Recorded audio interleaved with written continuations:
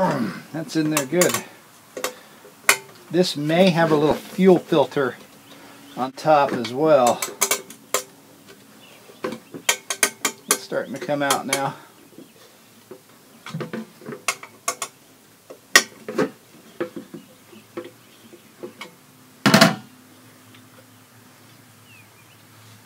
I want to be careful as I pull it out, just in case it's got that filter cone, and it does not. So, but I do need to check the integrity of everything as far as the passageways in this. I think it's kind of filled up, so I'll be taking this all apart and seeing what I can do to clean this.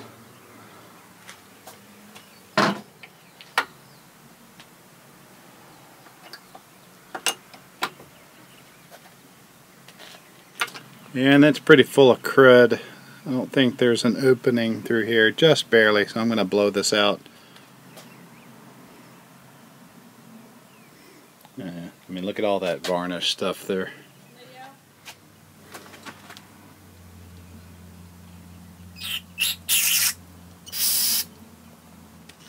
And what a difference that makes, huh? So if we take a look at this little shut-off here, I'm going to open it up here. And, man, not seeing a thing through that, even in the full open position. So let's see what we can do to clean that one up. If you'll notice, there's also a difference. So this is a one-way valve. This is the end that went toward the engine. That's the end that went toward the fuel tank. It's a flat edge, and you got a tapered edge there for the fitting that goes to the on through to the carburetor.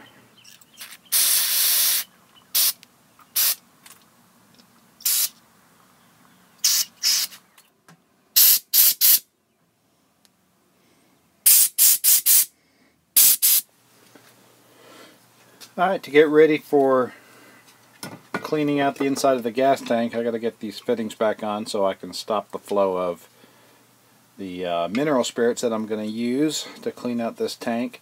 All that varnish, old varnish that built up inside the tank can be dissolved with mineral spirits, and so that's what we're going to be using. So I've got to make sure that I don't have a hole in the bottom of my tank, aka these missing fittings. So put some pipe thread on these, Teflon tape, and we'll get these back into place.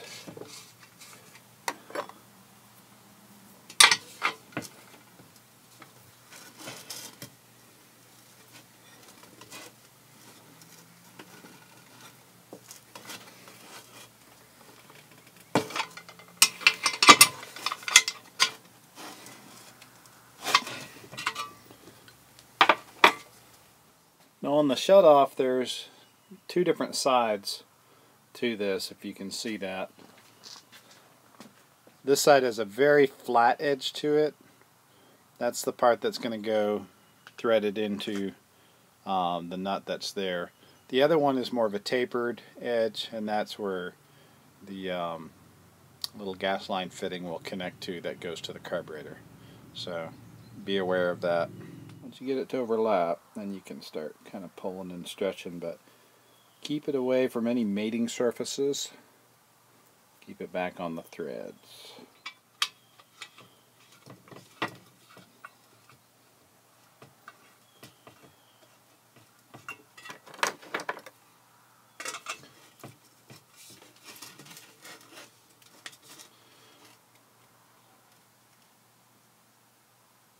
It's easier sometimes to get some mineral spirits into something like a jar first,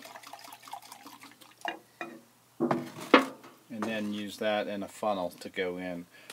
A little easier to control.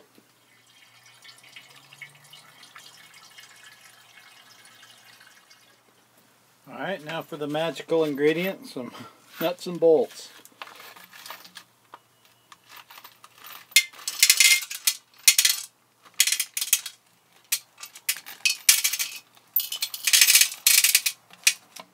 Good cap.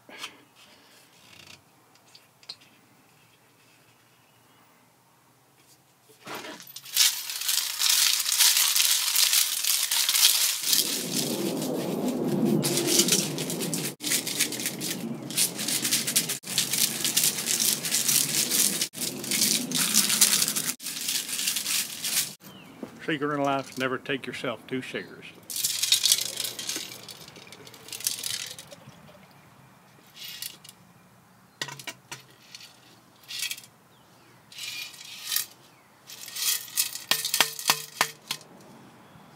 Get all those nuts and bolts out.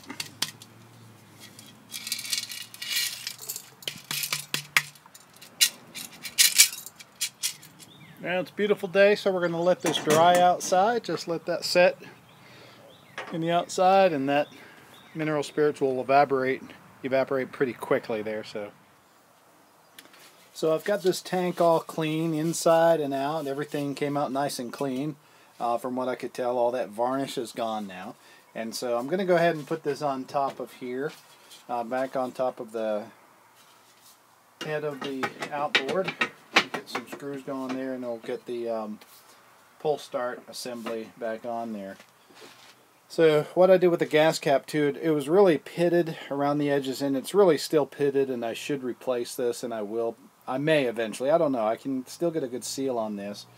The vent screw, as I found out looking at that parts list again, had a retaining clip on it before. So what I'm going to do is get this screwed in here, and at some point I will go ahead and JB weld on, a piece of that chain with the little spring clip, and that's what keeps the vent screw from popping off when you're, zooming down the lake, and you need that vented in order for the fuel to flow correctly to the carburetor.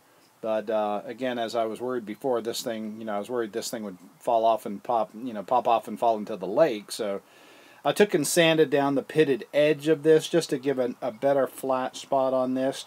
That might help inhibit some of the corrosion by having a little bit, fatter edge. I don't know if it will or not, but at least it looks better and it won't snag on things.